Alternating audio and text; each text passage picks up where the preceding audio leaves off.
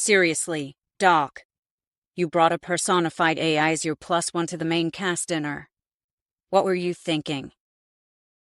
Well, someone had to put the elephant of this obnoxious video series in the room, and I figured, as a scientist, I would be the most appropriate person to do it. Besides, this serves a double purpose as proper foreshadowing for the second book. No one's going to call my work inefficient anytime soon.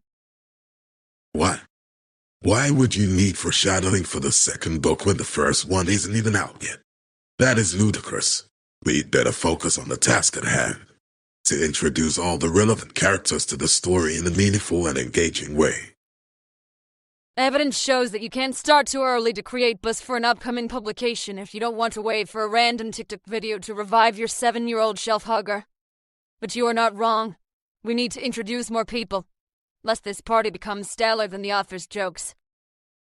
In that case, I volunteer as tribute. This place is in dire need of more class and charm, so it's my pleasure to introduce myself, Dinah Winterfeld, dedicated travel vlogger and host of the best parties in town. Which town? Any town. Obviously, I am a friend of Jean and supporting her in every way.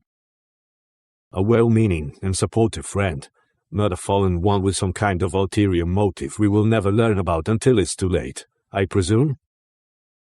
It is not your place to act all high and mighty, demon with no intent to screw Jean over once you got what you needed out of her, as if you didn't trick her into a heavily one-sided contract, taking advantage of how she compensates for her lack of knowledge with exuberant compassion. Wait a minute.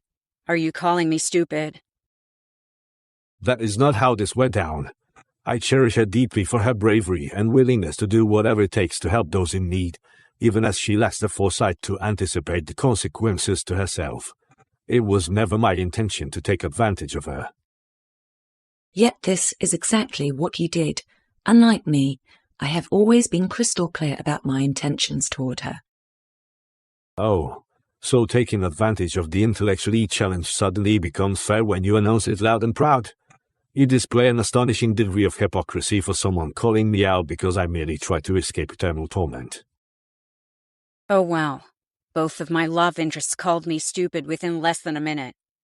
Good job boosting my self-confidence, author. So glad you appreciate me for wading through this crap load of excruciating action scenes and humiliating dialogue to clear out a soul debt I wouldn't have accrued without you. Don't let these to vex you, child.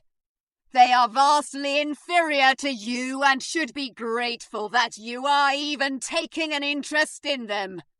Smite them with your double-sourced magic powers if they disobey and rule them with a powerful hand, lest they overthrow you at the first display of weakness.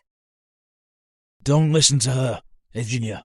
She is clearly not suitable to give you dating advice, or any kind of advice for that matter. You should rather relax and don't take all the banter of your lovers seriously. It's no simple feat to share a partner when you aren't interested in the third party. What the F? Who are these people? Author, have you been licking toads again? Oopsie! Looks like I left the door to the second act open. Shush! You two, get out! This dinner is silly for characters appearing in the first act. We're not going to spoil any surprises for the reader. Out! Out! You two as well. Oh, come on. I was about to devour this tasty-looking little man over there. Tasty-looking little man! Yes! We put him in the stew! Oh, yeah! Oh, help! Out, I said. This is harder than it looks.